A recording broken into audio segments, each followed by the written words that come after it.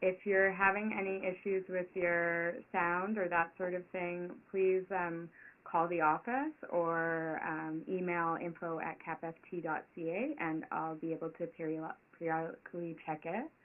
And I'd just like to hand a few things over now to Ray, and thank you all for attending. So Ray Hiltz, our transformation consultant. Morning, everybody. So today is going to be relatively brief. Everybody received correspondence on the bylaw amendment that's being proposed. And so a little bit of today is to give membership an opportunity to kind of hear what we're doing, certainly provide feedback through the chat forum. As we talk through this, we can receive questions as we work through this over the next half hour-ish. Christine will also go over kind of the voting procedures, what we anticipate doing here in the next while. But in essence, it's a simple bylaw amendment that we're proposing, or the college is proposing in council, that will create some greater flexibility for the Joint Executive Committee to move towards more alignment between the two colleges, specifically focusing on college business and college function through the AGM. So the bylaw amendment was reviewed at the last council meeting, and it was motioned and then seconded by council.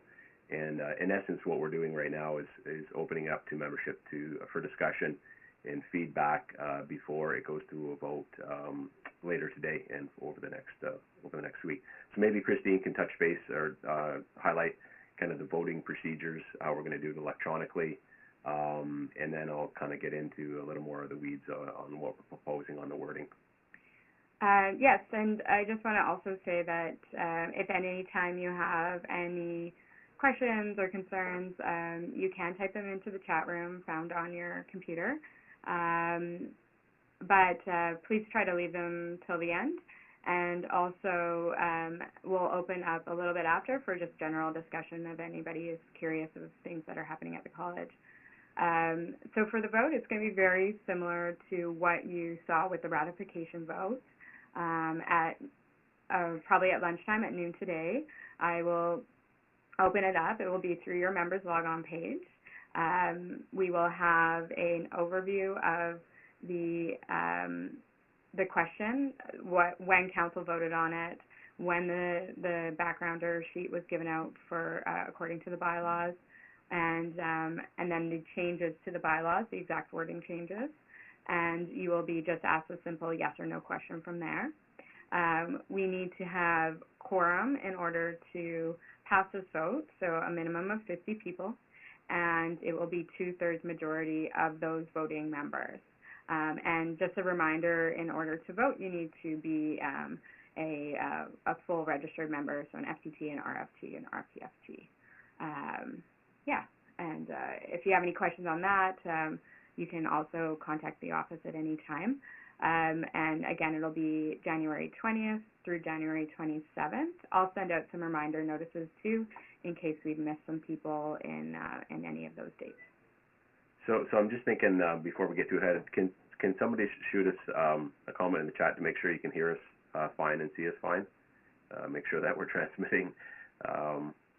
Okay.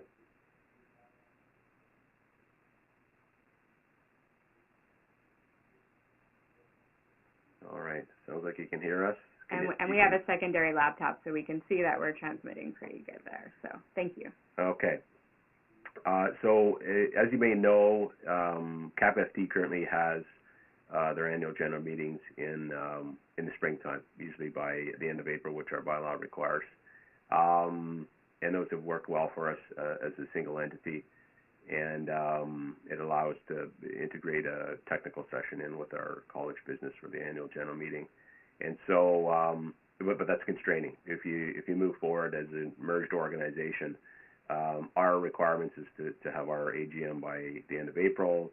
CAPFT has the ability within the fiscal year to actually have their AGM. They traditionally have it, I think, in May or June of each year. And so as we move forward in the merger, there's been discussion at Joint joint council or joint executive council, and as well as councils of each college of how we can unify better, how we can better integrate, and create more of a culture of a merged organization than independent bodies. And I think we're at a point where they'd like to contemplate that and for this coming year for the AGMs.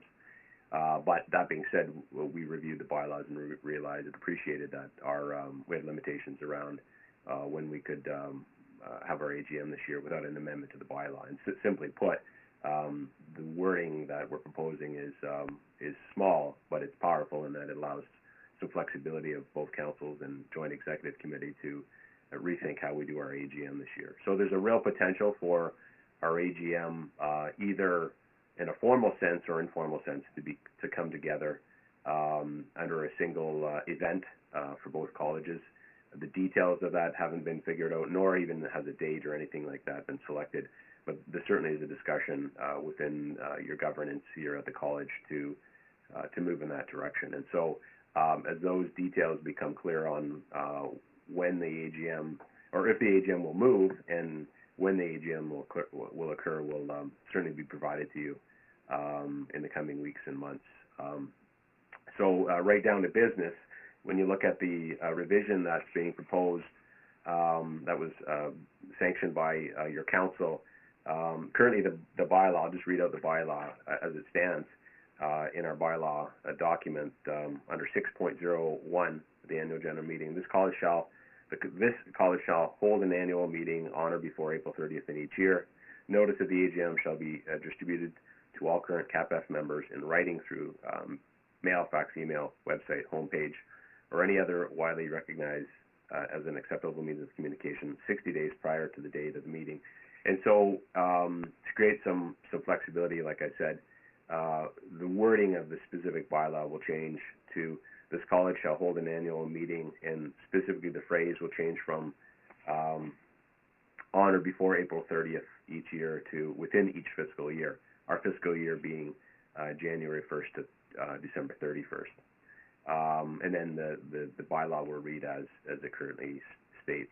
So you'll see that in the question as it comes out in the mail or through the electronic voting process, and then basically you'll be asked to vote if yes in favor or no not in favor of the bylaw amendment. And that's really about it, folks. There's not much more to it than that. Again, it creates flexibility for future governance. It really, I think it's a step in the right direction to bring our colleges together and allows our two different councils and our joint executive to think longer term on how we can start thinking like one organization. So, Christine, do you have any? Yeah, from this point, this is not to guarantee that there won't be an April AGM. At this point, once the vote is yes or no passed, we will then bring it to a council meeting being held January 29th. And at that council meeting, it will follow a joint council meeting. A joint council meeting is when all of CAPFT Council and all of CAPFT Council combines to go over some college business. And at the CAPFT Council meeting, we'll put a motion together to have the date either set or changed. So we should know by the end of January at least whether we'll have an April AGM or not. And I will send out notice to the membership about that at least. So it's still up in the air as to when the new date will be and whether or not we will have single AGMs or separate or joint. So we should know more in the next couple of weeks. So one of the things you might be thinking is around our election process is clearly a big part of our AGM. And so that discussion has occurred at council, and the extension basically of if we do move to a different time of the year or the latter part of the year, council's considered that relative to the positions and their involvement going forward. So that will be addressed in the decision as well on how we would represent council for basically those positions might be extended beyond April if in fact the AGM does move. So those are the types of considerations council will have to take back and decide on, and then that will influence how we proceed around the AGM. And all other legal requirements associated with college business reporting, et cetera, will still occur as per our obligations. Those things won't change either. And most likely, the annual report will still be compiled at the same time it was regularly, and will be distributed to the membership before the AGM, and just to be voted on at a new AGM if that did occur. And we do still have a couple vacant positions on council, which everybody's encouraged to come out if they'd like to volunteer. But if we do extend to the fall, it may be that council appoints some people to some vacant positions. We have a very generous council, and some have been solicited, and knowing that this is a possibility, they have agreed to extend some of their positions. So we are looking at every angle to make sure that if it is moved, that we are still, like Ray said, meeting all the legal obligations of the bylaws in CAPFT.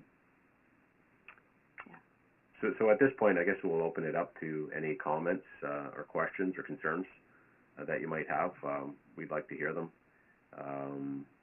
before we go forward with the vote later today. I think it's a relatively straightforward amendment, and actually I think it's a good amendment regardless of where we sit with the merger. I think it ultimately creates flexibility for future councils on selecting AGM dates and working with our membership to select that time when we do have it. And if you can type your questions into the chat box you find on your screen. If you don't feel comfortable with that, you can also send an email to either info@capft.ca or registrar@capft.ca, and we can either answer your questions now or at a later time. Both me and Ray are here to take any questions or feedback that we've had. So far, since it's been released on December 19th, we haven't received really very much feedback, so we're taking that as good news. But if you'd like to have an opinion otherwise, we're open to hear it. And also a reminder that since we are having a CAPFT council meeting next week, we could bring it to council on your behalf.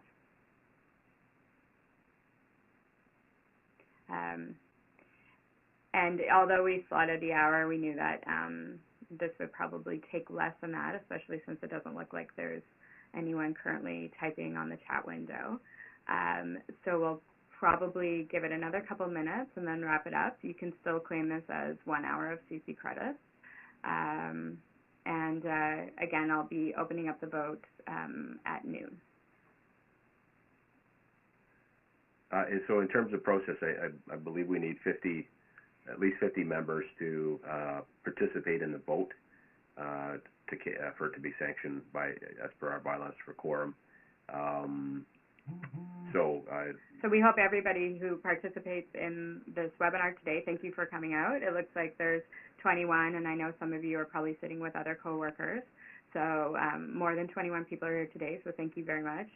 And if all of you could vote, that would be wonderful, and tell another person to vote, and then we'll ensure that we have quorum. Again, I'll be sending out reminder emails, most likely today. I'll send out one, and then in a couple of days from now. So, yeah.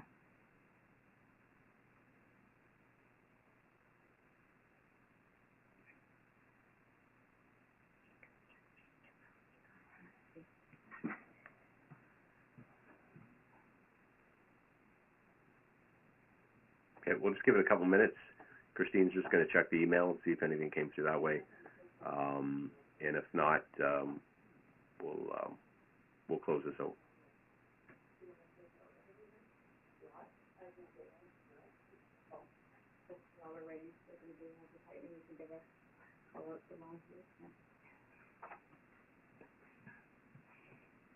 Okay. Okay, it doesn't look like anybody's sent any emails into the info@CAPFT email address.